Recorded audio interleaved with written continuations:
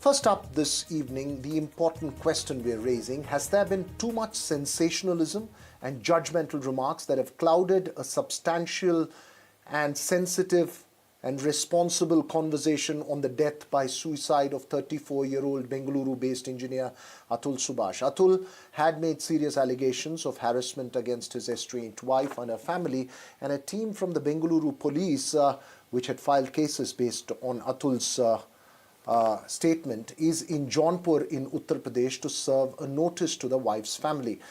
While the legal process will take its course, the sensationalism and the reactions to the tragic incident seem disturbing. In fact, too much publicity to the case itself could have psychological implications and needs to be probed into. Remember, in March 2023, a Kerala man had died by suicide in New Zealand after recording his discontent with his wife on a video which went viral on social media.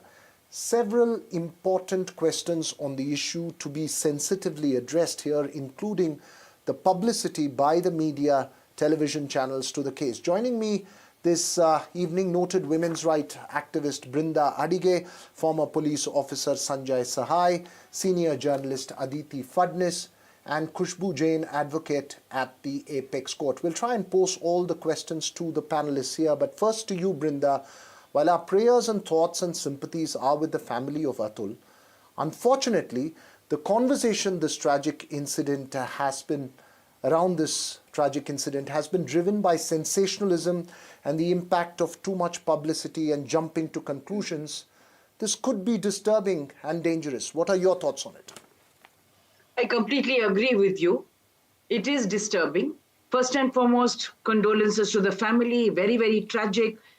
But taking a case of this nature, knowing the antecedents of this case, and then sensationalizing it and saying, now it's time for laws to be gender neutral, to be diluted, to be removed. It's a dangerous law. It's not good. People have not understood that these laws did not come overnight. Laws protecting women, whether 498A or the Domestic Violence Act or POSH, all of these came over struggles, years, decades of struggle. There are lacunae, there are loopholes, but that is not because it is the fault of the law, the way it is read. It is much to do with the functionaries. It is much to do with our patriarchal mindsets. It is a lot to do with the apathy that the systems, the justice system and other duty bearers extend. And nobody talks about mental health. Mental health is a very serious concern and a very serious issue. Neither the courts nor the support service organizations, nobody talks about it. One part of it is the law and whatever is enforced and not enforced. But sensationalizing the whole case and saying that justice has to be extended. Absolutely. Every crime, there is a victim or victims, and justice must and should be extended. But not at the cost of a large majority of women who are going through similar such situations. That said, I think it is time that this case is an eye-opener for everybody to rethink on how things are happening and how it must or it should happen. On the one hand is the criminal justice system and the law itself, and you're making an extraordinarily important point on why the laws are the way they are, because they've come about after several struggles. On the other point, Aditi Fadnis, this is also a case of suicide. And when there is so much publicity given to it, and sometimes irresponsible by the mainstream media, by television channels, it could have very adverse impacts. You think there is a streak of irresponsibility there because much of it is driven by the quest for numbers and what gets traction. And it's very important to address the psychological consequences of this. Oh, absolutely. I think suicide is the worst thing that can happen to any family. It basically means you are exiting the world in protest and you are holding everybody around you responsible, even if on the face of it, it suggests that you are putting the blame on X, Y, or Z and are trying to protect other members. Everybody gets affected by suicide. In many cases, people don't understand why a person had to take such an extreme step. I think the first thing that we have to understand is that in India, the concept of counseling is really effectively non-existent. Every case that comes to court like this should necessarily, mandatorily be sent for some sort of counseling at some level. I don't know whether that happened in this case. Marriage is a very complicated institution. It takes very, very hard work to make a marriage run. There are perceived grievances, there are imagined slights, and it takes a very long time to for a marriage to actually stand up on its 2 feet. Obviously, both individuals in the marriage are responsible for making it run.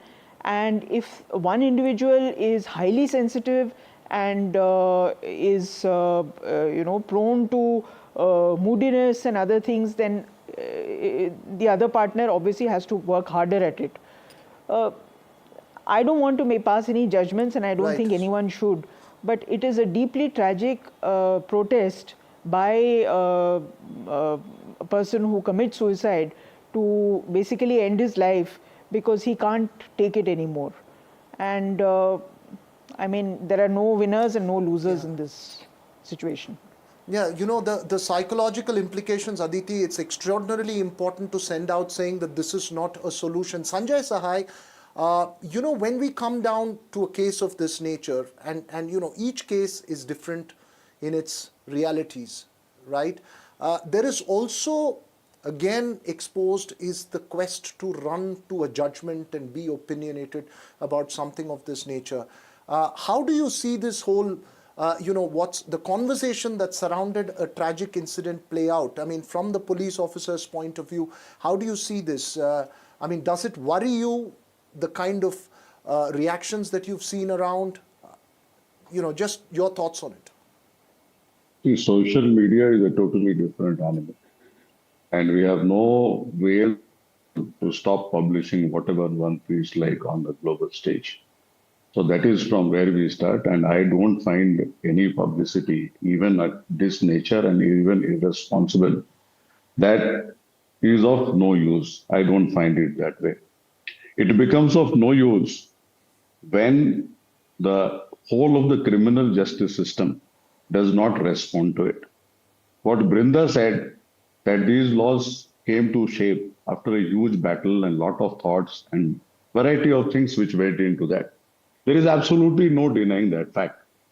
But the other part of the reality is, then when these laws got finally, they became the statute of the country. Since then till today, whether any effort has been made to take the feedback or the grievance redressal, and whether those things have ever been added, amended into the law itself. Law in India is a very hard-coded stuff. So finally, a law is passed, and after that, for decades together, whatever might be the fate of the law, and whatever might be the lack of inability of the police or the criminal justice system to put that law in place, it keeps going on and on and on. Now that Kerala case also, I think it is being quoted, which happened last year. But what is really tragic about this whole thing is that the whole criminal justice system is today in the dock. Now, mental health is one part of the story.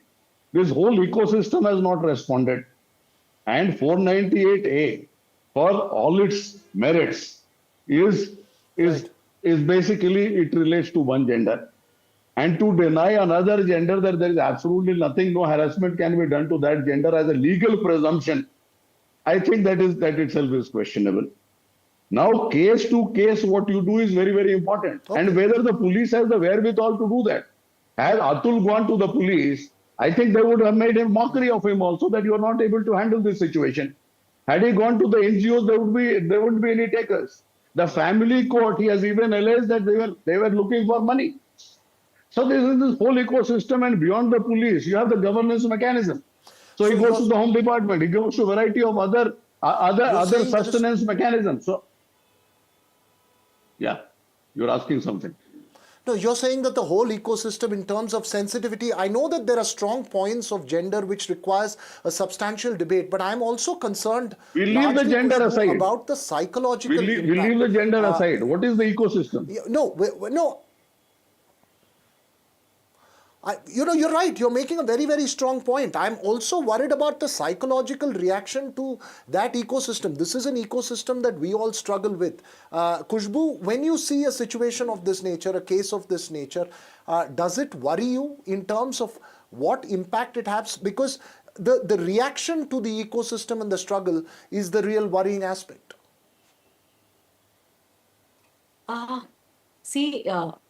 It is deeply concerning. There is no doubt about that, and it is sad that a person has to go to a level that he doesn't find any other solace but to commit a suicide.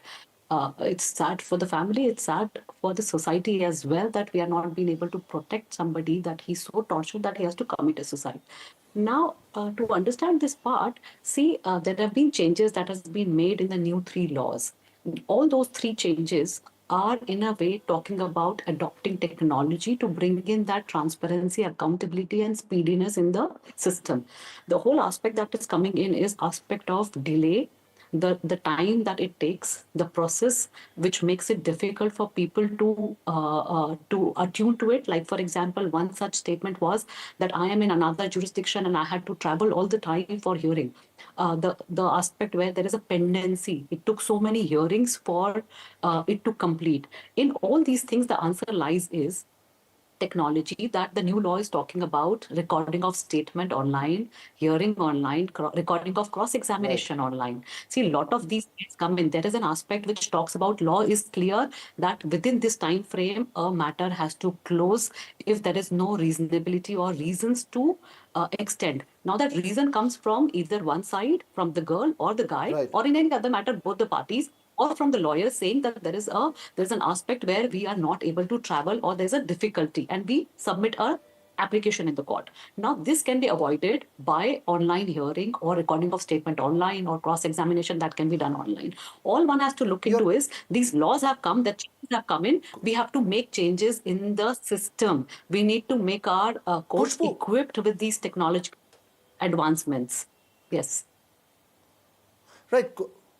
Khushbu, you're making a very important point, and I'm sorry to interrupt you, but I'm just going to bring the focus back to an issue because these are all very, very important points. But Aditi, when you see the conversation that's playing around this, is it driven more by sensationalism rather than a desire to address perhaps core, deeper issues? And I'm again coming back to psychological consequences of giving too much publicity to a recording before death by suicide, which can be disturbing. Very briefly on how this should be approached largely by those who make these conversations or have these conversations for the sake of greater publicity and greater traction. Well, Veera, you and I, we are both in the same game. We are reporters, and for us, a person exiting the world because he can't handle it anymore does make for an important story. It's a comment on society. How you address this comment on society, how you address this comment on laws, on the ecosystem where marriages sink or swim, these are important issues. I would not cast a judgment on sensationalism. We can't really say it is too sensationalist, it has been too sensationalized. I'm not competent to pass a judgment on those kind of issues. But I would say that most important thing is to be sensitive to everyone who is in that situation. That includes his wife, it includes his family, it includes his in-laws, it includes his extended family, and most of all, it includes his son. So, I mean, I'm helpless. I really don't know how I would go about reporting it. I know it's a tough challenge, right? Being sensitivity over sensationalism, perhaps to drive the conversation into a substantive debate amongst the points that all of you have raised. But thanks very much. We hope to have such conversations because there are some real important issues that have been raised. We'll hope to have those in the future. But thanks very much to all 4 of you for joining us this evening on this important topic.